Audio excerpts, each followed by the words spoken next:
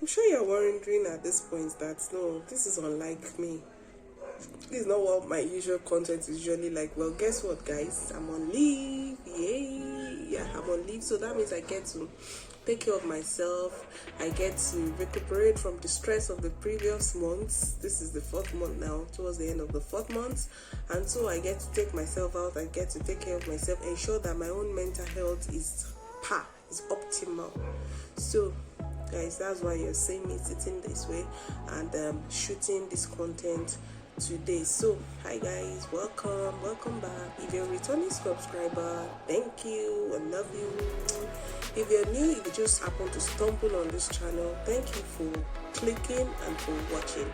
Please like this video, turn on post notification and subscribe, and also share with your friends so that they also get to enjoy what you're going to enjoy in this video. So I just want to share with you tips from my own experience and from what I've been able to learn the difficult way or the hard way during my own period of pregnancy, to tell you the things you should know, things you can change, things you can change about the period of pregnancy, and how to prepare yourself, how to prepare your body about this new 9-month journey. By the way guys, if you've not watched my previous video where I talked about ways to prepare your body for pregnancy, please go and watch that video. I'm going to drop the link to that video in the description box, so you go there right after this video or before, whichever way. Just make sure you watch both and watch tips on how to prepare your body for pregnancy.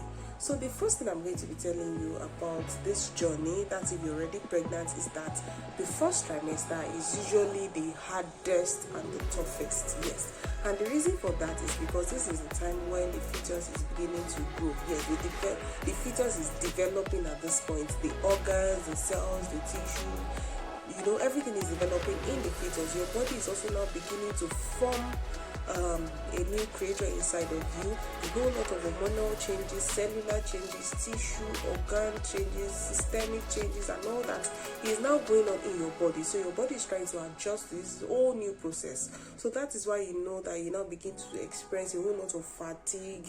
You're nauseated, you want to vomit, you're tired, a whole lot of things begins to happen. So at this point, what can you do? What you can do is to take a whole lot of rest. You need to rest, eat healthy foods. Healthy foods, when I mean healthy foods, I mean quality foods. Yes, eat foods that are rich in protein, rich in vitamins, and rich in fats, and oil. Eat your fruits and vegetables. At this point also, it is when you need to adhere to your routine drugs, your vitamins, your multivitamins, or whatever you've been has been prescribed to you. Remember in my last video, if you've not watched it, once again go and watch it. I talked about preparing your body for pregnancy. You need to start to take folic acid. Now this folic acid has very important benefit to you. Folic acid has the ability of preventing some form of defects, yes, deformation or defect in your baby. Remember, it is this time that the baby is being formed. So this is not the time for you to neglect the use of your vitamins, especially the folic acid. As a matter of fact, it's expected that you take 400 micrograms of folic acid daily, even before the pregnancy starts and now that it has started. So this is not the time to neglect these drugs, because it is at this point that children who are going to have deformities, who are going to be deformed, because this is when it begins to happen. So make sure that at this point you do not neglect all the medications that's been prescribed to you. Also, do not use any drugs that has not been prescribed to you by a doctor. This is not the time to try out new drugs. This is not the time to use drugs that your friend told you that she used during her own pregnancy. No two pregnancy is the same. Your twin sister's pregnancy is going to be different from yours. So note that at this point, you should only use prescribed drugs. Do not smoke. If you are someone who smokes, this is the time to quit smoking. This is the time to quit alcohol intake. This is time to even expose yourself to passive smoking. That is, do not stay in places that are contaminated or where people smoke, because you inhaling that is also bad for your body, bad for your baby, bad for you. Another thing that you probably begin to experience at this point is that you begin to experience a whole lot of body aches. Yes, guys, that one you can't do anything about, I'm sorry to say. But then the aches are as a result of your body, especially your mid region, expanding to the new creature that is being formed inside of you. So for those ones, you do not really have a control over it. Just make sure that you're sleeping on a good bed, you have a good support, good comfort support. Like there are these pillows now that pregnant women can use to form as a form of support, maybe support for your back, support for your waist and for your hips, because trust me, you're going to be having a whole lot of aches. As a matter of fact, I had to, my own aches were, I don't know why, I don't know how that came to be, but I was usually experiencing this ache whenever I was sleeping, so I couldn't sleep. But just make sure that at this point, what you can do at this point is to get comfortable. This is not the time for you to start using all sorts of painkillers or pain medicine that has not been prescribed for you. No, just try to get comfortable. It will soon pass. These two shall pass. These two shall pass away. It's just for you to be able to form that beautiful and gorgeous baby that you've been waiting for. So guys, you will experience body aches, but then, like I said, it will pass. So the next point I want to share with you now is regarding your nutrition, regarding your diet. It is time for you to focus on quality and not quantity. My people, you are not eating for two, you are still eating for one. People will say, no, at this point, you have to eat, 2 babies are going, so you are eating for 3 people. Guys, you just want to grow fat, you want to gain weight. That is what you are preparing for.